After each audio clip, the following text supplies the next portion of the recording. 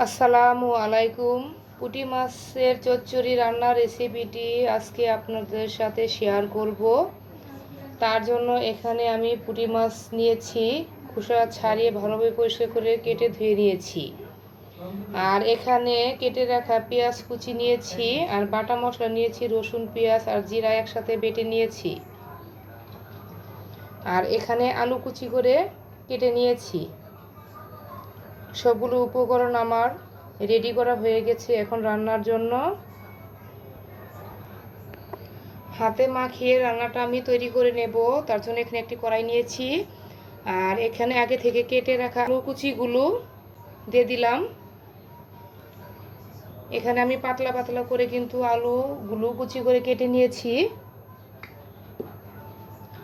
আর এখানে আগে থেকে কেটে রাখা পেঁয়াজ কুচিগুলো দিয়ে দিলাম।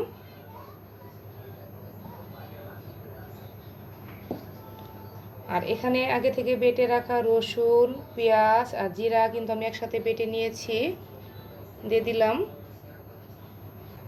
1 চামচ পরিমাণে আছে মশলা বাটাগুলো, এখানে আমি বাটা মশলা দিয়ে দিয়েছি। এখন বাকি সব মশলাগুলো দিয়ে দিব। এখন আমি পরিমাণ মতো সবগুলো মশলাই দিয়ে দিব। এখানে আমি 1/2 চামচ পরিমাণ হলুদের গুঁড়া দিয়ে দিলাম, 1/2 চামচ পরিমাণ ধনিয়ার গুঁড়া, 1 চামচ পরিমাণ লবণটা আমি স্বাদ মতোই দিয়ে দিয়েছি।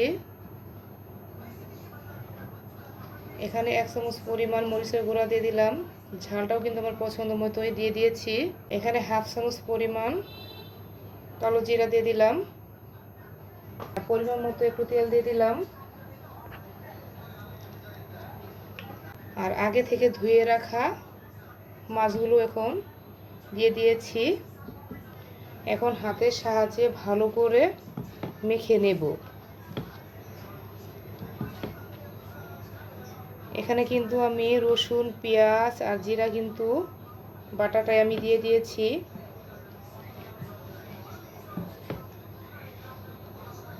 এখন একটু সময় নিয়ে ভালো করে মাছের সাথে মশলাগুলো মেখে নেব।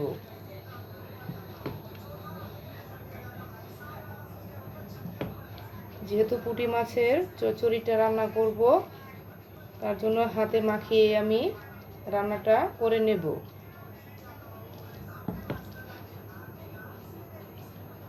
মশলার সাথে মাছগুলো কিন্তু ভালো করে আমার মাখানো হয়ে গেছে।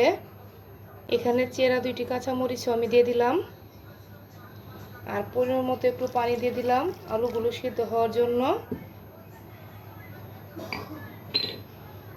মাছের সাথে আলুগুলো কিন্তু আমি ভালো করে হাতের সাহায্যে মাখিয়ে নিয়েছি। এখন রান্নাটা করার জন্য চুলায় বসিয়ে দেব।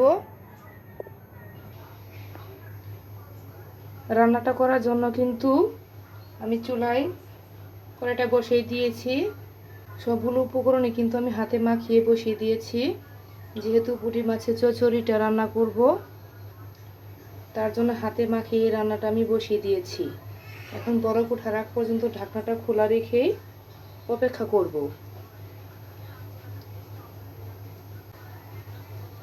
ঘরোয়া সব মশলা কিন্তু রান্নাটা আমি তৈরি করে নিচ্ছি। খুবই মজার কিন্তু পুঁটি মাছের চচ্চড়িটা আজকে আপনাদের সাথে শেয়ার করব খুবই সহজভাবে।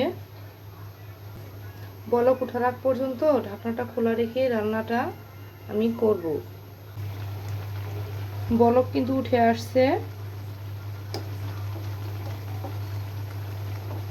খুবই অল্প সময় কিন্তু রান্নাটা আমি তৈরি করে দেখাবো।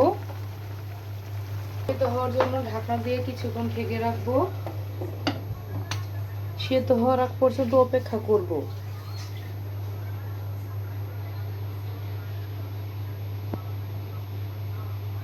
আলুগুলো আমার সিদ্ধ হয়েছে কিনা আবার একটু নেড়ে নেব।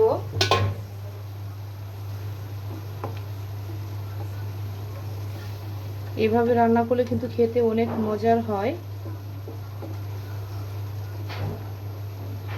ঝোলটা কিন্তু আমি অনেকটাই কমিয়ে নেব। চুলার জালটা মিডিয়াম হিটে রেখে রান্নাটা আমি পুরো কমপ্লিট করে নেব। ঢাকনা দিয়ে আবারও কিছুক্ষণ ঢেকে রান্নাটা পুরো কমপ্লিট করে নেব। রান্নাটা আমার কমপ্লিট হয়েছে কিনা আবারও একটু দেখে নেব। ঝোলের পরিমাণটা কিন্তু আমি অনেকটাই কমিয়ে নেব। তার জন্য কিন্তু আমি অল্প আছে রান্নাটা আমি পুরো কমপ্লিট করে নিচ্ছি। এখানে কিন্তু আমি ঝালের পরিমাণটা আমার পছন্দ মতোই দিয়ে দিয়েছি, আর লবণটাও কিন্তু স্বাদ মতোই দিয়ে দিয়েছি। এভাবে পুঁটি মাছের চচ্চড়ি করলে কিন্তু খেতে অনেক মজার হয়। খুবই অল্প মশলায় অল্প সময় কিন্তু রান্নাটা আমি তৈরি করে নিচ্ছি।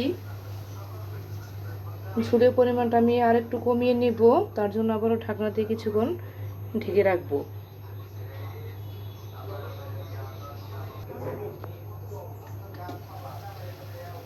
রান্নাটা আমার পুরো কমপ্লিট হয়ে আসছে। ঝোলের পরিমাণটা কিন্তু আমি অনেকটাই কমিয়ে নিয়েছি, আলুটাও কিন্তু ভালোভাবে সিদ্ধটাও হয়ে গিয়েছে। খুবই অল্প সময় কিন্তু রান্নাটা আমার পুরো কমপ্লিট। ঘরোয়া সব উপকরণে কিন্তু রান্নাটা আমি তৈরি করে নিয়েছি।